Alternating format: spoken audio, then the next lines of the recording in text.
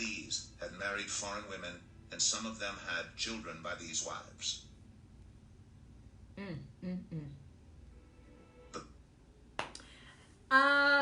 Afternoon, everybody. Good morning for those, and good afternoon. As I was listening to the Word of God, we are on the 15th book of the Bible. We're on EZRA.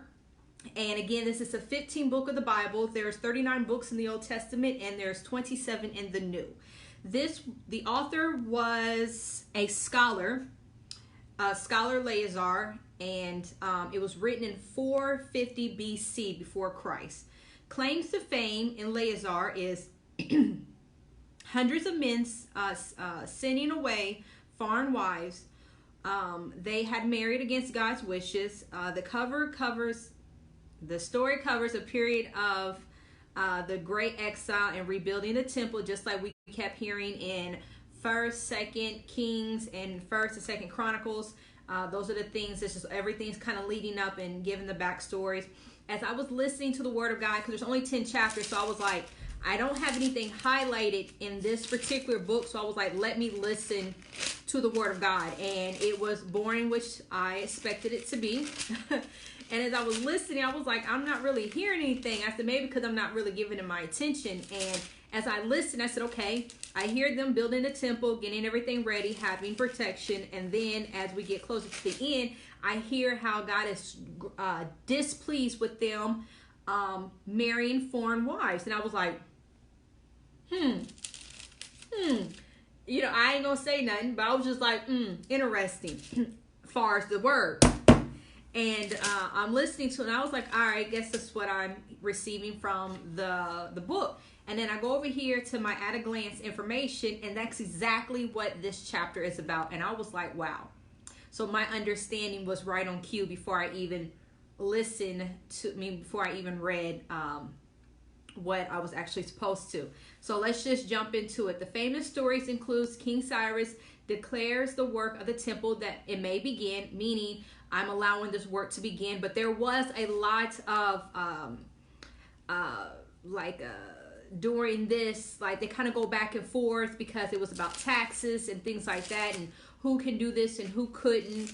So right now the temple's being built. The next thing, men with foreign wives was sent away. All of them, it was all sent away.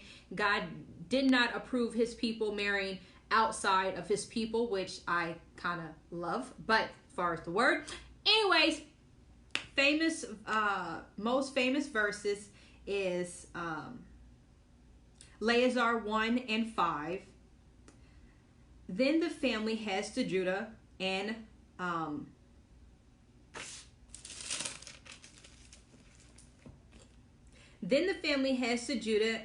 Benjamin, and the priests, Levites, everyone whose heart of God had moved, prepared to go up and build the house of the Lord in Jerusalem.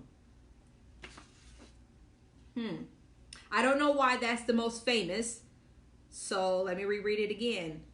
Then the families head to Judah and Benjamin, and the priests of the Levites, and everyone those heart God had moved, prepared. I don't know why it's the favorite verse, but it's the most famous verse. I don't really get anything out of it, but I'm not the judge of that. Then EZRA 9 and 12, it says, therefore do not give your daughters in marriage to their sons, to take up daughters for your sons. Meaning, don't be putting brothers and sisters together. Ew.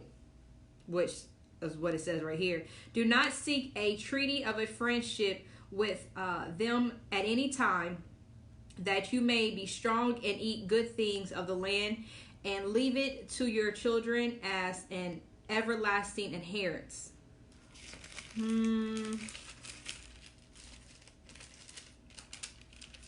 don't really know what this chapter's. I literally just listened to it, but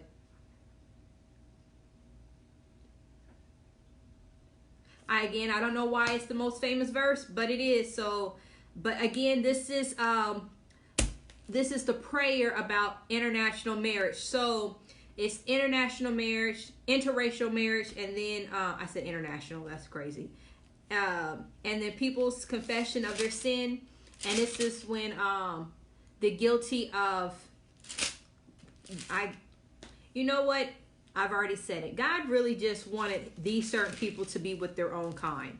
He didn't want anybody that is a part of this tribe to date anybody outside, which right now with everything going on,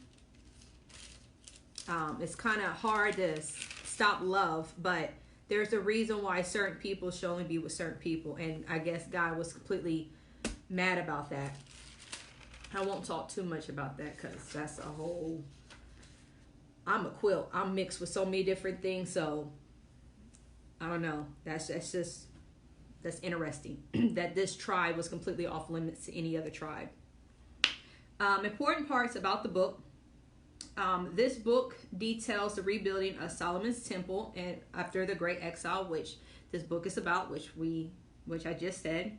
The book lays Ezra's rebuild in the new temple, considering everything around it among the returning the tribes and coming into the house of Babylonian.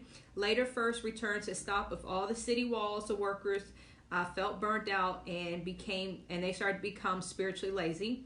Ezra arrived with another 2,000 people. His enthusiasm and power from the Lord sparked a spiritual reveal.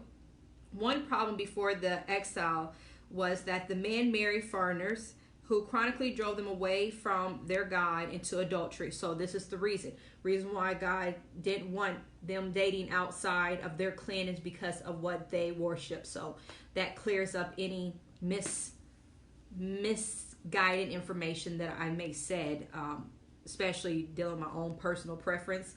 So that clears that up. So the reason why God wanted this tribe not to talk to any foreigners because it would have pushed them away from the word of God, which we read that it does.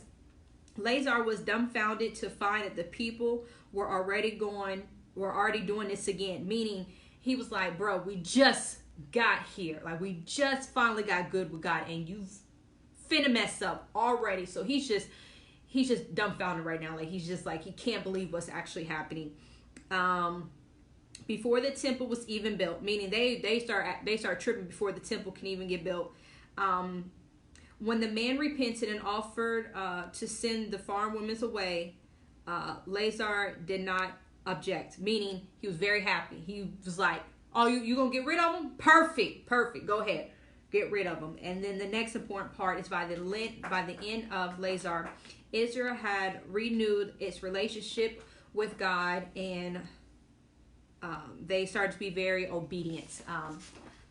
Lazar is honestly about the temple being finished, and about I don't think it's too much about the women that the men married. I really believe it's their views and ways that God was trying to stop them from, or God honestly just didn't want them to marry foreign women. Point blank, period. It is what it is, period. So that's all I have for that. And then yep, that's book 15. Good job. We are nowhere near the middle. LOL. Today again is book 15. It was written in 4050 BC. It contains the story of the men sending their foreign wives away because it went against God's wishes. The story also covers a period of time of exile and rebuilding the temple of God. There's two famous verses in Leazar, and it's Leazar 1 and 5, Leazar 9 and 12.